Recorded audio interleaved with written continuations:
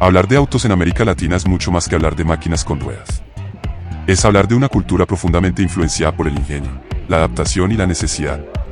A diferencia de otras regiones donde la industria automotriz se consolidó con grandes recursos, en América Latina el automóvil ha sido símbolo de aspiración, de lucha social e incluso de identidad nacional.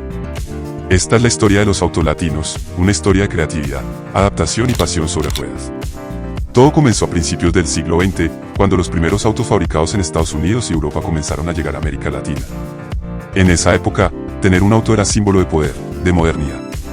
Eran objetos reservados para una élite que podía darse el lujo de importar vehículos costosos y mantenerlos. Pero las cosas estaban por cambiar. Los países latinoamericanos, con economías en crecimiento y una población cada vez más urbana, empezaron a mirar hacia la posibilidad de desarrollar una industria automotriz propia. Uno de los pioneros fue Brasil. En la década de 1950, bajo el mandato del presidente Juscelino Kubitschek, el país apostó por la industrialización como forma de desarrollo. Su famoso lema, 50 años en 5, reflejaba la ambición de transformar a Brasil en una potencia industrial en tiempo récord. Una de las claves de esa estrategia fue la industria automotriz. Con incentivos fiscales, subsidios y un mercado interno creciente, comenzaron a llegar grandes fabricantes internacionales, como Volkswagen, General Motors y Ford. Pero también comenzaron a surgir empresas y modelos diseñados específicamente para el mercado brasileño. En 1957, Volkswagen presentó el Fusca, una adaptación del Beetle alemán, que se convirtió en un icono popular y asequible. Mientras tanto, en México, la historia se desarrollaba con sus propias particularidades. Desde principios del siglo XX, México había estado importando autos, pero fue hasta los años 60 cuando la industria automotriz tomó fuerza real. En 1962 se implementó el Decreto Automotriz, una regulación que obligaba a las compañías extranjeras a fabricar en México si querían vender en el país. Esto impulsó la creación de plantas, empleos y un ecosistema automotriz robusto. Marcas como Nissan, Volkswagen y Chrysler encontraron en México una tierra fértil para crecer. El bocho, como se le llamó al Beetle en México, fue más que un auto, fue parte de la familia. Durante décadas, fue el taxi por excelencia, el primer auto de muchos, el vehículo que cruzaba montañas, carreteras, calles y avenidas sin quejarse. Su fiabilidad, bajo costo de mantenimiento y simplicidad mecánica lo convirtieron en una leyenda. No es casualidad que la última unidad del Beetle original saliera de la planta de Puebla, México, en 2003.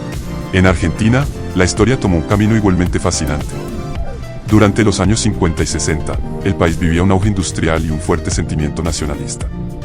Bajo ese contexto nació ICA, Industrias Kaiser Argentina, una empresa que buscó adaptar modelos estadounidenses al gusto y las necesidades locales.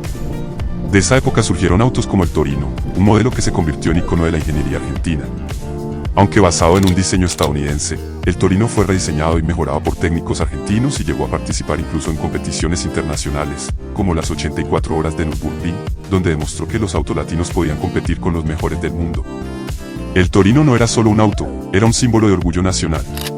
Fabricado por manos argentinas, con ideas argentinas, representaba la posibilidad de crear tecnología propia en un continente tradicionalmente dependiente del extranjero.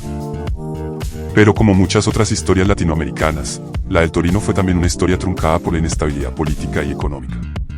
En países como Colombia, Perú, Chile o Venezuela, la industria automotriz nunca alcanzó los niveles de México, Brasil o Argentina, pero aún así hubo esfuerzos notables.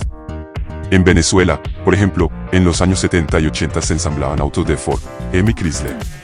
La bonanza petrolera permitió que muchas familias accedieran por primera vez a un automóvil. En Colombia, Renault se convirtió en una marca casi nacional. El Renault 4, conocido popularmente como el amigo fiel, se volvió parte del paisaje urbano y rural. Era un auto sencillo, resistente y adaptable, ideal para las condiciones de las carreteras colombianas. En Chile, la dictadura de Pinochet liberalizó el mercado automotriz, lo que permitió la entrada de modelos japoneses que se adaptaron rápidamente a las necesidades locales. A pesar de no tener una industria propia fuerte, el país se convirtió en un gran importador y adaptador de tecnologías automotrices. Pero si hay algo que une a todos los países latinoamericanos en esta historia es la capacidad de adaptación.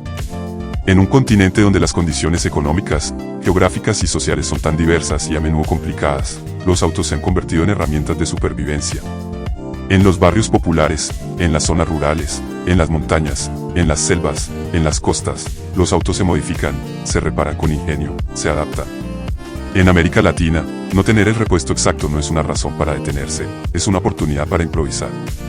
Ese espíritu también ha dado origen a escenas de personalización y modificación únicas en el mundo. Desde los taxis decorados de Ciudad de México hasta los autos de carreras caseros en Argentina, pasando por las camionetas modificadas en Bolivia y Perú para transportar mercancía en caminos difíciles, los autos en Latinoamérica son también expresión cultural. No solo se usan, se viven. En los años 90 y 2000, la globalización trajo nuevas oportunidades, pero también desafíos.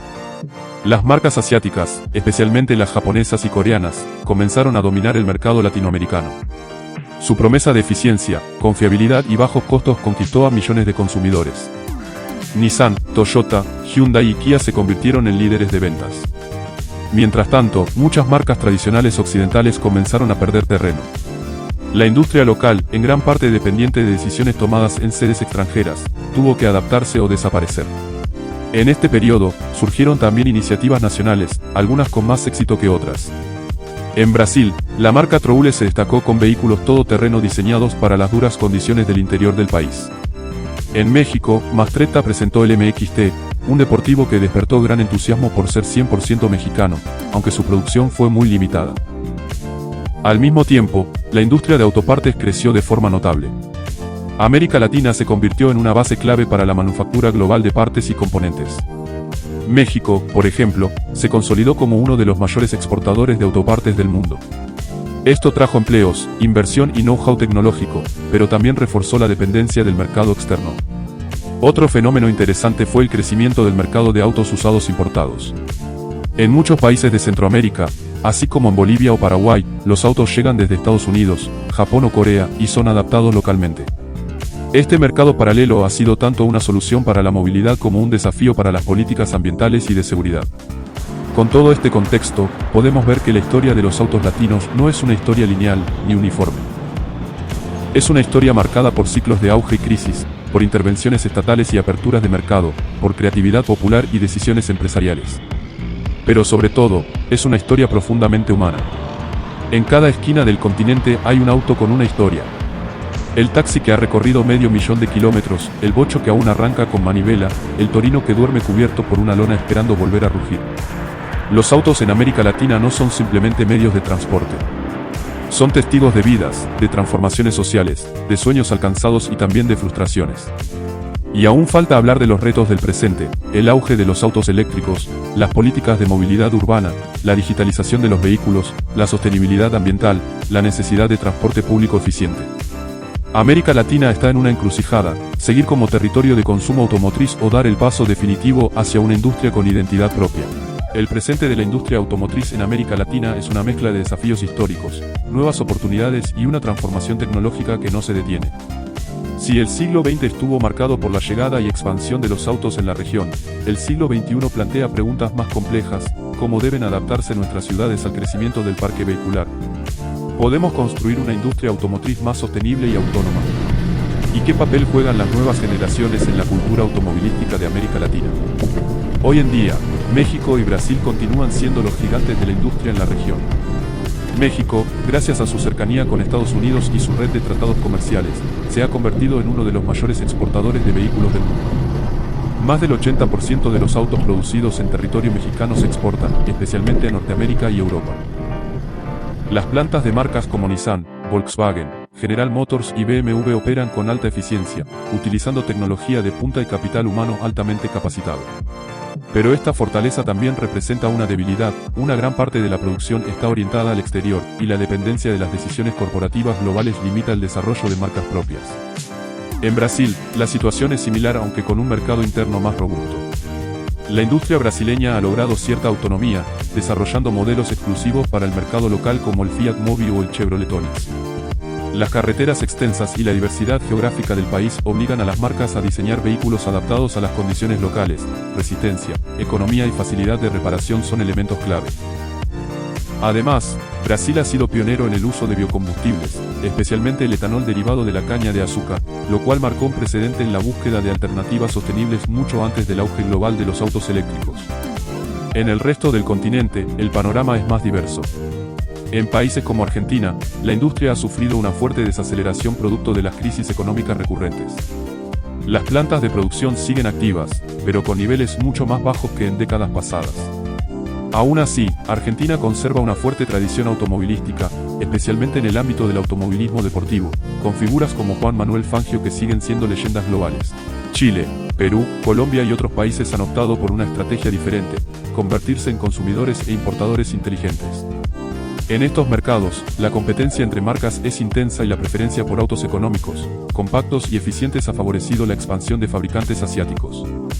Modelos de bajo consumo y bajo mantenimiento se han convertido en los favoritos de una clase media que busca movilidad sin endeudarse de por vida. Pero en todos los casos, hay una transformación profunda en curso, la electrificación de la movilidad.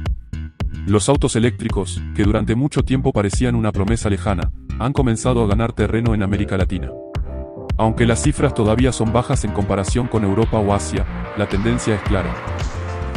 Gobiernos como los de Chile, Colombia y Costa Rica han implementado políticas de incentivo para la compra de vehículos eléctricos, eximiendo impuestos, creando zonas exclusivas de circulación y promoviendo infraestructura de carga.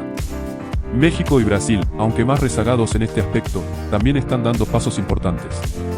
En México, marcas como JAC y BYD han comenzado a comercializar autos eléctricos a precios más competitivos, mientras que Tesla ya ha anunciado planes para establecer una gigafábrica en el país. En Brasil, se están realizando inversiones significativas para adaptar la red energética y permitir la expansión de autos híbridos y eléctricos. Sin embargo, los desafíos son enormes. El costo de los autos eléctricos sigue siendo una barrera para la mayoría de la población. Además, la infraestructura de carga es aún muy limitada y concentrada en grandes ciudades. El suministro eléctrico, en muchas regiones del continente, todavía depende de fuentes no renovables, lo cual plantea dudas sobre la real sostenibilidad del modelo. Pero la movilidad del futuro no se limita solo a cambiar motores de combustión por baterías. También implica repensar cómo nos movemos en las ciudades. América Latina enfrenta una crisis de movilidad urbana. Ciudades como Ciudad de México, Bogotá, Sao Paulo o Lima sufren diariamente de congestión vehicular, contaminación y transporte público saturado. En este contexto, los autos ya no son vistos únicamente como símbolos de progreso, sino también como parte del problema. Por eso, muchas ciudades están apostando por nuevos modelos, transporte compartido, sistemas de bicicletas públicas, carriles exclusivos para buses, integración con apps de movilidad. Estas soluciones, sin embargo, chocan con una realidad cultural. En muchos sectores sociales, tener autos sigue siendo símbolo de estatus y libertad. Cambiar esa percepción llevará tiempo, pero es necesario. Un elemento clave en este cambio es la aparición de startups y emprendedores que están proponiendo nuevas soluciones. En países como Colombia o México, empresas jóvenes están desarrollando autos eléctricos compactos, motocicletas eléctricas, triciclos de carga para reparto urbano y plataformas de movilidad compartida. Estas iniciativas, aunque pequeñas en escala, muestran que la innovación local puede ser parte del futuro. Otro aspecto interesante es el uso de la tecnología digital en el mundo automotor. Hoy, gracias a Internet y las redes sociales, los autos no solo se compran y venden, también se reseñan, se modifican, se analizan, se comparan.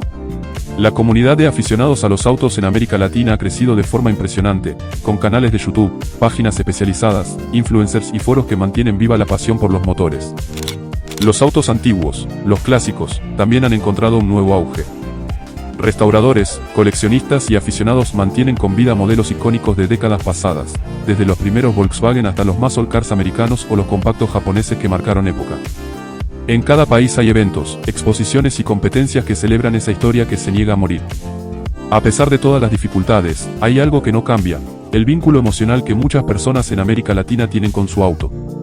Para muchos, es el fruto de años de esfuerzo, una herramienta de trabajo, un miembro más de la familia. Es el vehículo que los llevó al primer trabajo, el que usaron para irse de vacaciones, el que heredaron de un abuelo, o el que transformaron con sus propias manos. Ese vínculo ha hecho que en América Latina se desarrolle una cultura automotriz única, diferente a la de Europa o Estados Unidos. Aquí los autos son más que un medio de transporte. Son memoria, identidad, resistencia. Son prueba de que incluso en contextos adversos, la pasión puede más que la dificultad. Y aunque el futuro se presenta incierto, también está lleno de posibilidades. ¿Podría América Latina desarrollar una marca automotriz verdaderamente regional, pensada para su gente, para sus caminos, para su clima, para sus bolsillos?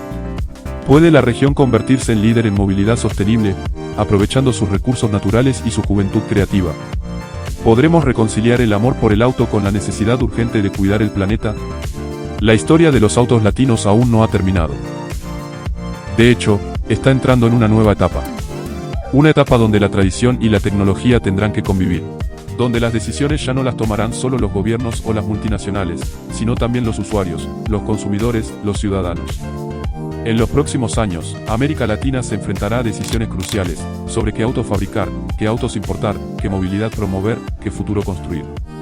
No se trata solo de elegir marcas o modelos, sino de imaginar cómo queremos vivir y movernos.